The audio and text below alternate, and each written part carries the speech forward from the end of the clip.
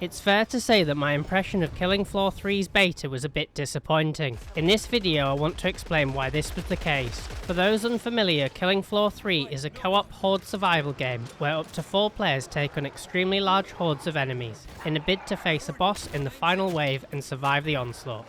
Depending on the chosen difficulty, enemy numbers can vary a lot, but don't be surprised to see many hundreds of enemies per wave, with increasing lethality as the rounds progress. The closed beta was cross-platform and featured 3 playable survival maps, which could be played on either normal, hard or Hell on Earth difficulties.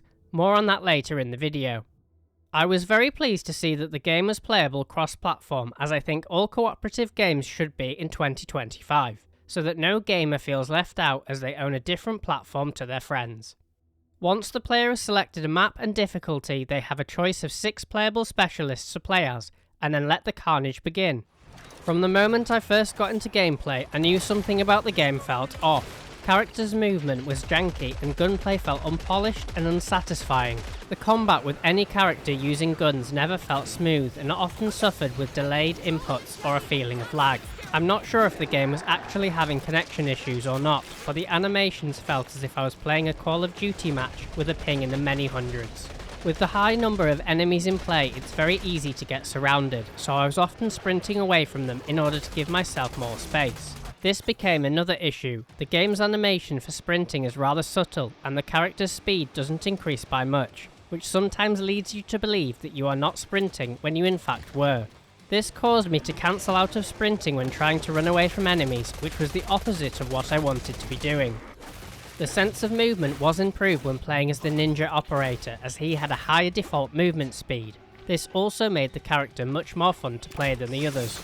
The beta also lacked 2 key game options that felt highly missed. The first setting was the lack of an auto reload option when out of ammo. With loads on screen, I was focusing on the action and not the ammo counter, but countless times I'd run out of ammo without noticing. Things could be improved in 2 ways. Either add a sound cue to better inform the players that they are out of ammo, or add an auto reload option into the game so that players remain focused on the action.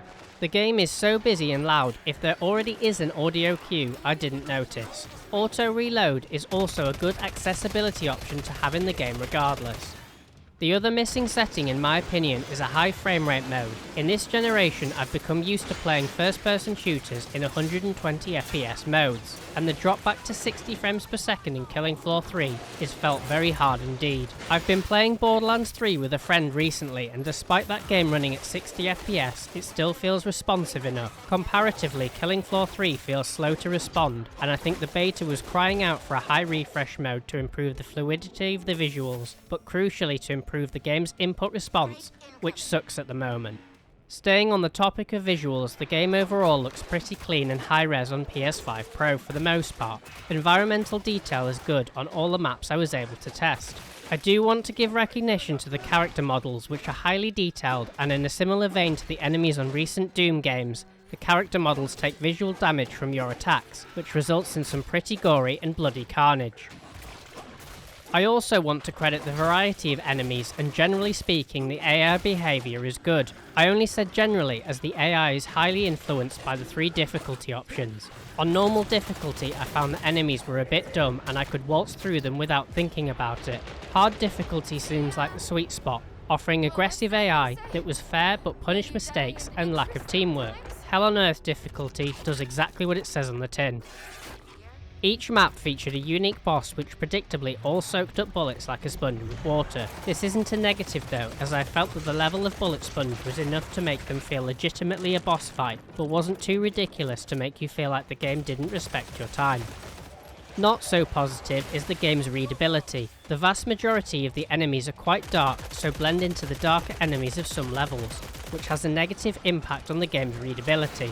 On its own, this isn't perhaps a big issue, but this added to the game's alpha effects and the extreme amounts of blood and gore, it can start to become harder to parse at a glance, which isn't ideal for a game which demands exactly that. I'm going to refrain from talking about the game's specialists and game progression, as I did not play the beta enough to get a full picture of this. I will note that in my 3-hour playtime that the medic class appeared to be the most resourceful and perhaps most viable of the 6 specialist classes, so make of that what you will. To summarise the positives, I give credit to the game's enemy models, variety of enemies, and balancing of difficulty settings. On the other hand, I wasn't impressed with the gunplay. It feels unsatisfying. The game's performance, both in response time and lack of a high refresh mode, leave the game feeling undercooked and possibly needing a bit more time in the oven before releasing. Please let me know in the comments what you thought of the beta if you played it. I'm very interested if I'm being harsh or if other people agree with my thoughts. Thank you very much for watching.